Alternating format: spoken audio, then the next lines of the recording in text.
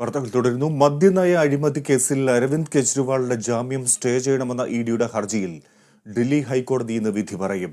ജാമ്യം സംബന്ധിച്ച് ഹൈക്കോടതി ഉത്തരവ് വരുന്നതുവരെ കെജ്രിവാൾ ജയിലിൽ തുടരണമെന്ന് കഴിഞ്ഞ ദിവസം സുപ്രീം കോടതി വ്യക്തമാക്കിയിരുന്നു. മദ്യനയ അഴിമതി കേസിൽ ഡൽഹി മുഖ്യമന്ത്രി അരവിന്ദ് കെജ്രിവാളിന് അനുവദിച്ച ജാമ്യം സ്റ്റേ ചെയ്യണമെന്ന ഇഡിയുടെ ഹർജിയിൽ ഡൽഹി ഹൈക്കോടതി ഇന്ന് വിധി പറയും. കഴിഞ്ഞ ദിവസം സുപ്രീം കോടതിയെ സമീപിച്ച കെജ്രിവാളിനോട് അഴിമതി കേസിൽ ജാമ്യം സംബന്ധിച്ച് ഹൈക്കോടതി ഉത്തരവ് വരുന്നതുവരെ ജയിലിൽ തുടരാൻ നിർദ്ദേശിച്ചിരുന്നു. കെജ്രിവാളിന്റെ ജാമ്യം റദ്ദാക്കാൻ ഇഡി സമർപ്പിച്ച ഹർജി ഡൽഹി ഹൈക്കോടതി ഉത്തരവിനായി മാറ്റിവെച്ചത് അസാധാരണമാണെന്നും സുപ്രീം കോടതി നിരീക്ഷിച്ചു. സാധാരണ സ്റ്റേ ആവശ്യത്തിൽ അതേ ദിവസം തന്നെ ഉത്തരവ് പുറപ്പെടുവിക്കുകയാണ് പതിവെന്നും ജസ്റ്റിസ് മനോജ് മിശ്ര പരാമർശിച്ചു. പ്രശ്നത്തിൽ വ്യക്തതയ്ക്കായി ഹൈക്കോടതിയുടെ തീരുമാനം വരുന്നതുവരെ കാത്തിരിക്കണമെന്നും ജസ്റ്റിസ് മിശ്ര പറഞ്ഞു.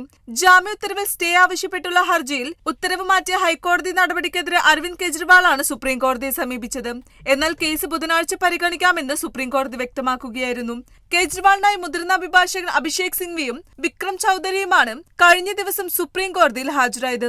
ജൂൺ 20 വിചാരണ കോടതി കെജ്രിവാളിന് ജാമ്യം അനുവദിച്ചിരുന്നെങ്കിലും അടുത്ത ദിവസം തന്നെ വിധി റദ്ദ് ചെയ്യാൻ ഇഡി ഹൈക്കോടതി സമീപിക്കുകയായിരുന്നു.